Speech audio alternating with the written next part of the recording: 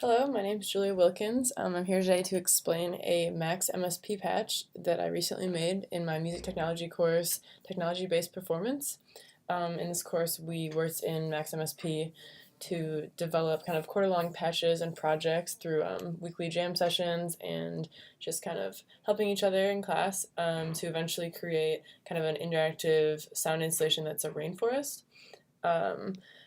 My patch I'm calling the Fiddle comb delay patch, and I'm going to get into the actual meat of it in just a second. Here is the kind of interface, and I'm playing it just for reference. I will be playing it using a tambourine that is contact mic with 3 contact microphones, and it is going to be run through a Focusrite Scarlett 2i2 audio interface. And thank you for listening, and now I'm going to get into it.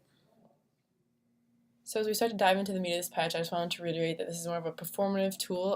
Again, I'm performing it with a tambourine with contact microphones. And so as we start to look at it, we will see that this patch is pretty stereo, pretty panned, hard left-right. So as we begin, a kind of centralized object to this patch is the fiddle up in the left-hand corner right here.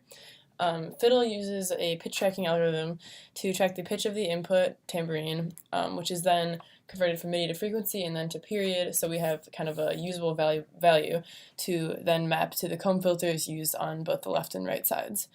So right here, we're going to be looking at the left side first, and so again, fiddle maps into the delay for the comb filter.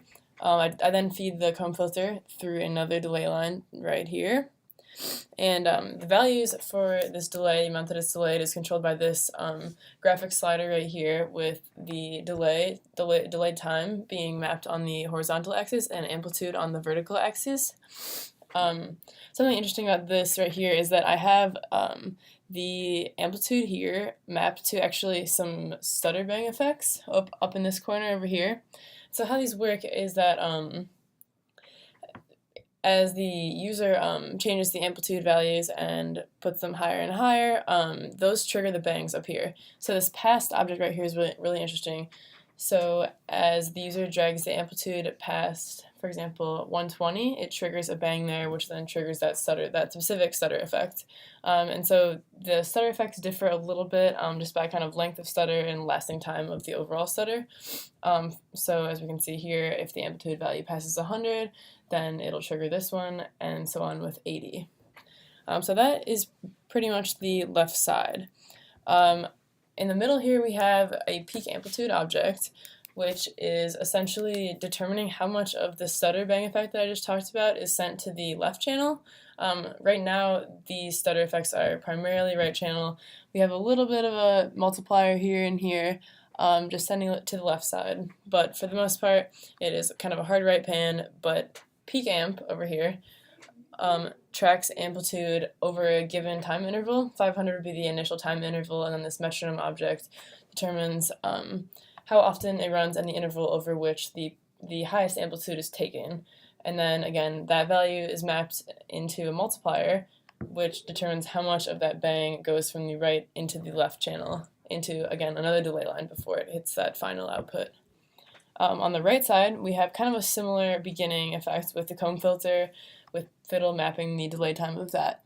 Then right here is kind of the meat of the right side. I'm using a gizmo object, which is a pitch tracker, or sorry, a pitch shifter. So gizmo does that, and then we map it into another delay line yet again. This graphical slider feeds from gizmo, and we have amplitude on the vertical axis and frequency shifting on the horizontal.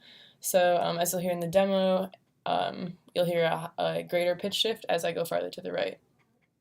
So that, again, just maps into another delay line, and we have kind of a line just for smoothing purposes here, and then it'll map to the output. And now I'll have a short demonstration of this patch working.